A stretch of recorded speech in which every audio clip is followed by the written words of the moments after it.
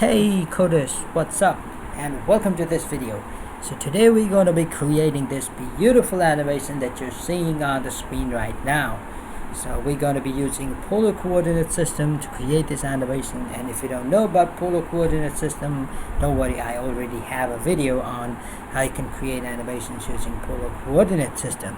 Now before starting this video, I have something important to talk about. Now YouTube is not my full-time job. It is not my source of income, for at least for the moment.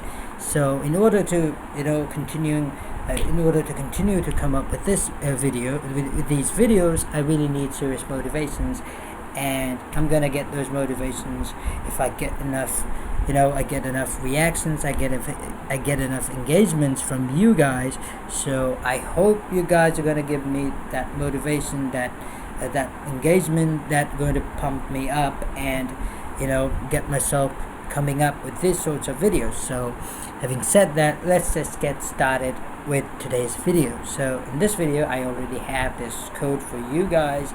So in this video we're going to be creating this animation, so let's just begin. So I'm going to create a new sketch.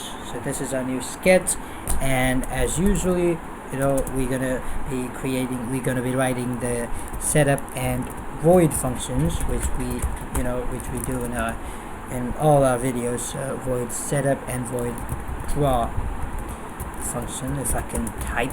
So these are the two functions, and before moving on, I need some variables. So if I go to our previous sketch and if I run it, you can see there are two radiuses, two red eye. So one of the red eyes is the radius of these circles, and another radius is the radius of the path of our circle. So we need two separate red eye, if I don't know how to pronounce it, so two red eye for this application. So I need two red eye, so I'm gonna create two red eye, and for the first red eye, let's just keep it 300, which is going to be the radius of our path, and the second red eye is going to be the circle, the radius of our circle. So this is the radius of our circle. And in our setup function, let's just quickly define the size of our window. So as usual, I'm going to be creating a window of 800 and 800. That is because it is it is the ideal size for these animations. And also I'm gonna keep my background black. I'm gonna keep my background dark. And in our draw functions, we're gonna create our animations. So the first thing that I need to do is to translate the origin of our sketch at the center of the screen. So if you don't know what I'm talking about, you can go and watch my video on polar coordinate system where I have described all these things. So the first thing I need to do is I need to translate my origin to the center of our screen. So that is the width divided by 2 and the height divided by 2. And now I need to define the x's and y's of our circle. So the first thing is the x of our circle. So the x is going to be r times the cos of an angle. So I haven't defined an angle yet, so let's just quickly define our angle, and let's just set it at 0 for now, and it's going to be the r times the cosine of theta. And similarly, the y is going to be the r times, guess what, sine of our angle, sine of theta. So these are the two values. And if I create an ellipse,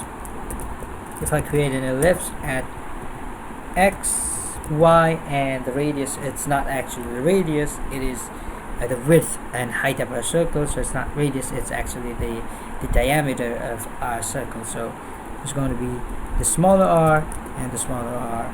And before that, I really need to set the fill to set the fill to no fill because we don't want any fill inside of our ellipse.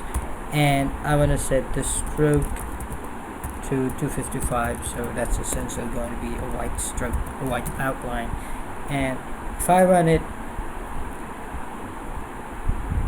okay, so I haven't changed the angles yet, that's why it is stationary, it's not moving. So in order to make the circle move, I need to increase my angle, my theta, by some amount. Let's just keep it 0.1 for now, and let's just see how it works. So if I click it, you can see that the circle starts moving. So in our original animations, we had this circle not moving in an exact circular path, but the path of the circle, the radius of the path, was gradually decreasing. So what we really need to do is we also need to decrease our bigger r, that is the radius of our circle. So r equals r minus 1. Let's just set it as minus 1 for a while, and let's just give it a run. So yeah, of course that's working. So this is how we create these animations, and as you can see, it is moving back. The radius is moving back because once it gets below 0, it's going to get negative, and that's going to essentially translate to a bigger radius. So what we can do is we can set a condition. So if this r is less than or equal to 0, what we want to do is we want to clear up everything. We want to clear up our background. So we're going to set our background to 0, and we want to reset the value of r, that is 300. So let's just keep it 300, and let's just see how it works. So if I run it, you can see the radius is gradually decreasing, and once it reaches 0, it just, the whole process just starts over. So that's how it works. Now you can definitely play with it. We can decrease the values of r itself, so you can play with it. You can just tune things up, you can set things up, and have fun with it. So yeah, that's